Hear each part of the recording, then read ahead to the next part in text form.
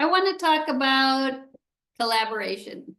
It's such an important thing and it's so needed in today's birth world. My name is Jenny Kozlow, and you might be wondering, well, who are you to talk about collaboration? And I'm a perinatal educator with almost 40 years of working in this field. And because of it being perinatal education, it means that I need to know a lot about physiology, education, communication, psychology, sexuality. I need to know a lot about the body-mind connection. There's just so many things that make up perinatal education that, lucky for me, during my life and the lifestyle I have, which is I travel a lot and I've lived in many places around the world, doors have opened for me where I've been able to learn from other professionals. And that means that I make an effort to attend conferences, congresses, events with gynecologists, with nurses, obstetrical nurses, with midwives, with doulas, with physiotherapists, with perinatal psychologists. Just I find it also fascinating that I attend a lot of their events, and I'm kind of like an investigative reporter. I observe a lot. And what I'm looking at is not only to learn from each one of these groups, but to see how these groups like to express themselves to the broader world. The philosophy, the values, the qualities and what makes them them, what is their message. And I will often take their message, what I perceive to be their message, and I will bring it to other groups because these other groups usually will not frequent these other events. And so I'm kind of like the voice saying, well, maybe you haven't really thought about it, but you are perceived to be such and such a way by such and such a group. And people will often get quite defensive. It's like, well, we're not that way. It's like, well, you may not see yourself that way, but that is certainly one of the characteristics that you project that maybe you're not aware of. And I'm just the messenger. Don't shoot the messenger. And I think this is a way to unify a little bit and help those that care, because many people could care less what anyone else thinks about them. But those who are really struggling to be accepted, recognized, and validated in the birth world, they, I feel, are quite lost in knowing how to open these doors so that they could collaborate for the sake of the gestational family. Because after all, we do have that in common, all these different groups. We all really do want what we perceive to be the best for our patients, our clients, and our students. So I find it all fascinating. I think there's a lot of challenges, and I think the first step is being open to hearing how one's group is perceived by others, and being flexible and adaptable, which is a sign of mental health, not being rigid, and being able to say, well, what can we do to be less threatening to some of these groups? How can we genuinely show our interest in wanting to do things as a team effort? And I think we can do a lot if we just have that intention of being open and humble and wanting to learn how best to approach other groups so that we can work better in a more collaborative way.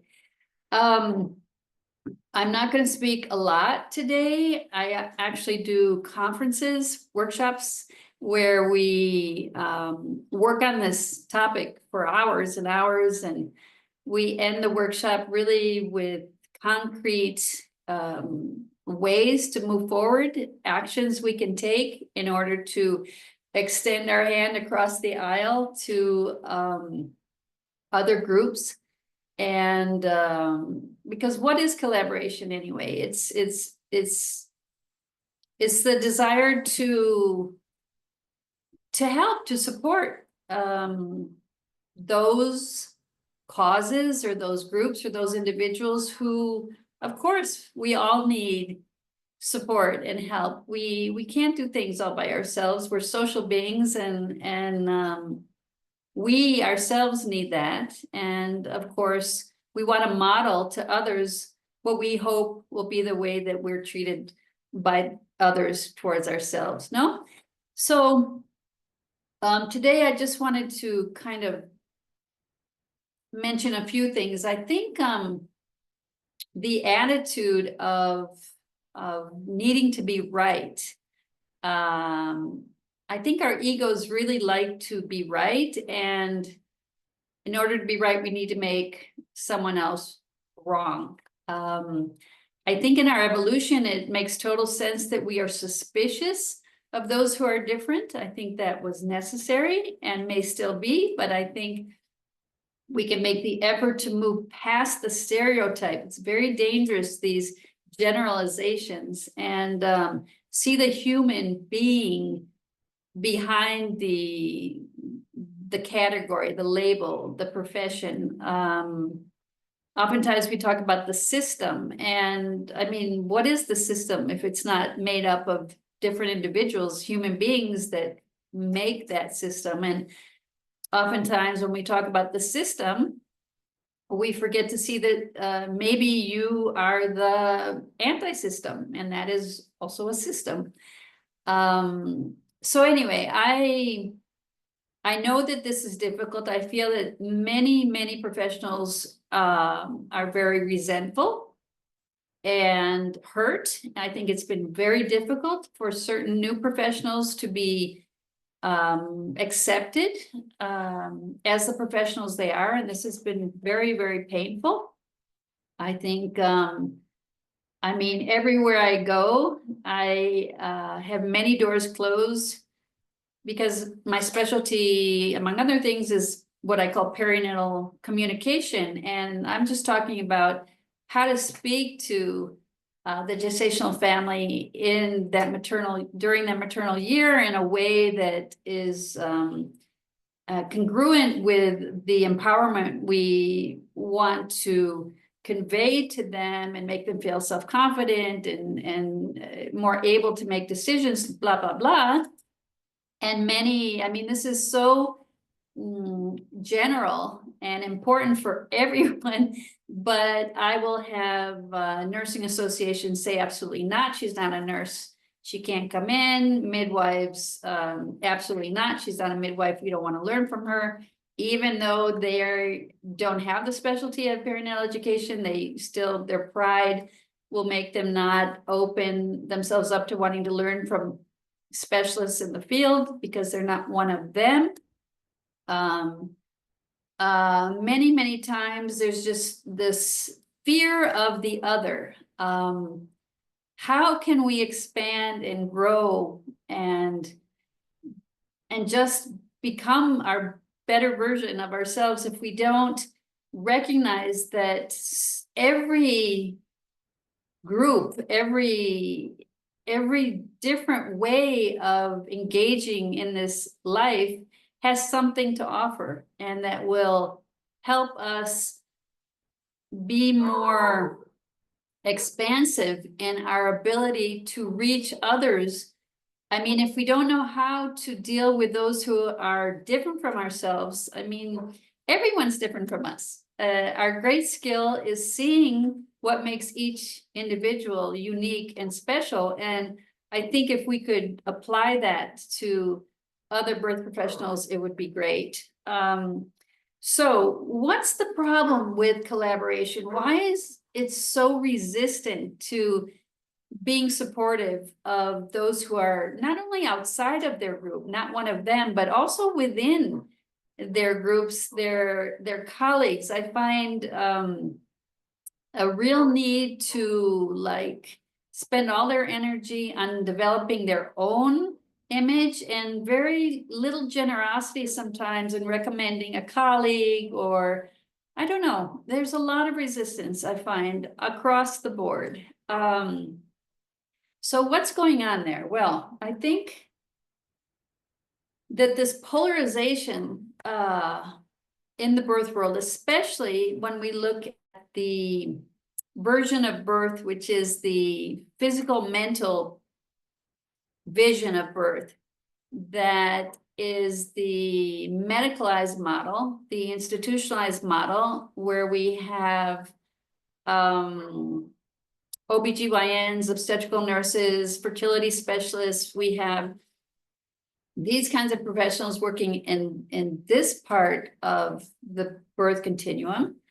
And then we have the main divide where it's really polarized, is there's kind of like this rift right down the middle. And we go over to professionals who perceive birth more as a spiritual and emotional occurrence in a family's life. And because they envision it this way, they believe that the body is able to do it. Their way of perceiving what birth is not based on only preventing complications, et cetera, et cetera. It's seen as something that can actually be transcendent and really meaningful in a woman's life, in a family's life. So we have these differences. And on that side, we have more doulas, we have independent midwives. We also have some midwives, maybe in birth centers, where they're able to work according to their values. We have the free birthing movement. We have things that basically go over to the extremes on either end of the continuum, but we have this divide in great part between those professionals on this medicalized side versus this alternative, natural, naturalistic, holistic side. And these are really, really clashing. Okay, so what can we do to work more together? I think when I think about it, I wish the doula movement, which has been such a successful movement, had started out by asking help from the establishment, from the nurses, the obstetrical nurses working in hospitals, asking for their guidance, their help, their input. I think that would have been such a smart maneuver. It would have made these nurses feel recognized, and actually they don't feel that way. And oftentimes the doulas don't understand why, when I can see why, but I don't want to just talk about that example. This happens with every single group with the other birth professionals. Because I really recommend for collaboration that we ask for help before we offer to help. With technology, it is amazing what we can do, and it's usually small gestures. I'm talking about very subtle things. I make a point every single day on social media to leave a comment on someone's page when they post something about, and they don't know me. We don't know each other, but I just say, you're doing really great work, wonderful initiative, keep it up. It's so important what you're doing. You know, just little words of encouragement, and it doesn't cost me anything. And it's just, we all need those reinforcements. So easy to do. Networking is amazing what we can do by suggesting so-and-so maybe would like to talk with this other person, and being that one who brings people together. That's a way of collaborating that I think is fantastic. And we can do so much more of that. I think that the way to approach a resistant group, we have to ask ourselves, what is the group I want to collaborate with? And what are the challenges in being able to reach, you know, a happy ending, a happy beginning with that group. And I think it's their baby steps where we genuinely recognize in that group what they're doing well instead of everything they're doing wrong. And I have heard groups say they're not doing anything right. Everything they do is wrong. And when we make these kind of absolute conclusions, that's a big part of the problem. Of course, they're doing some things right. Of course, there's some place of encounter where you can say, excellent work. This is a great thing that I've noticed you're doing, and my clients or my patients have really spoken highly of it. And, you know, send a letter, write a note, make a phone call, make a visit, but have it be not asking for anything yet, not offering, certainly not offering to help them with, no, it's first recognizing in them the things that you feel are positive. But again, can't be a strategy, it's got to be genuine. And then creating a relationship with an individual in that group, and just cultivating these relationships, and then recognizing this person, their expertise, and maybe invite them to give a talk, give a part of your course, maybe do a live or an interview with them, somehow show them that you recognize that they have this quality and this expertise that you admire, and wait for them to return with the same gesture. Well, maybe they would like you to come and speak to someone in the hospital, in the clinic, or give a, you know, an online class, and who knows what. And it may not come, but be the one to start that process and believe in it. And you'd be surprised how doors open and collaboration is possible. It's a big topic, like I said, with lots of frustration and resentment and painful experiences of being misunderstood by the other. And it's not only with others, it's like I said, within our groups as well. There's hierarchy always, there's always a power dynamic, and we may lose ourselves in our group identity. It's important that we feel seen as the individuals we are. So we always need to work to kind of even that playing field a bit, and create support groups and solidarity with those who can relate to how we feel about things, but we have to feel that we have a voice. Many of these groups are disempowered because they have not been given a voice, and their frustrations are your frustrations. Believe me, so much of what we see as the problem is the same problem that I'm seeing in their particular group. Everything that is being accused of these others on the other side of this division is also what I see very much happening in their same groups as well. So we have contradictions, you know, and I think those contradictions are really hard for us to deal with.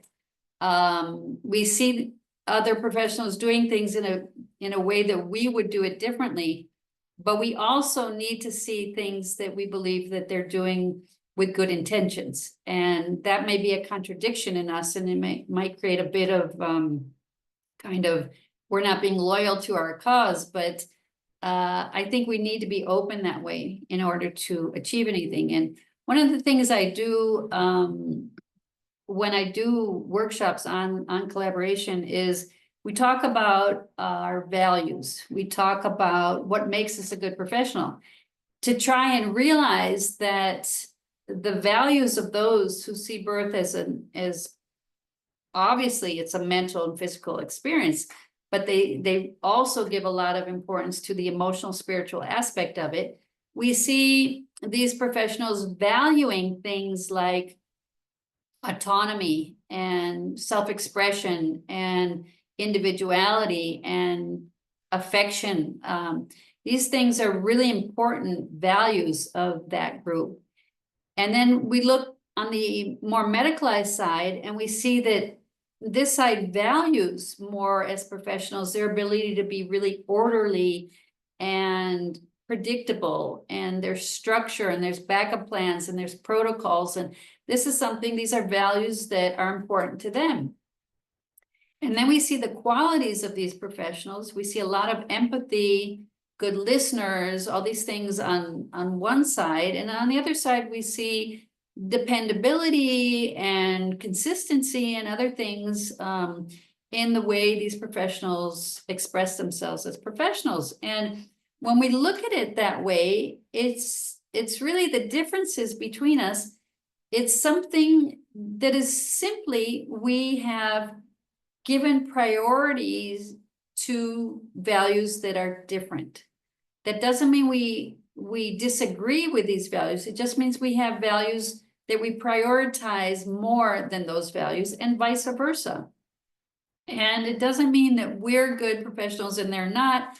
It means that we have certain strengths in what we value in our profession that are different than your strengths and things you value in your profession. It doesn't mean that any are better or worse than the other. That kind of ability to see what unites us, but these are just differences, that doesn't make us less able to work together, I think is one of the things I use as a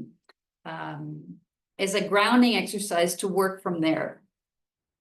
So collaboration is something that I guess I'm asking people to just really think about what a family expecting a baby, what services they need around them in order to have the best possible experience. And we realize that all of our services that we offer are important and necessary, and that together we're stronger, and together we stop bickering so much among ourselves, and we can use all that energy and focus on that family and not on the frustrations that we're having with our colleagues, with other groups in the birth world, et cetera, et cetera. But I think it's important also to realize that even though in that circle of care around that gestational family, all of our services are very necessary and important, but they're not all equal.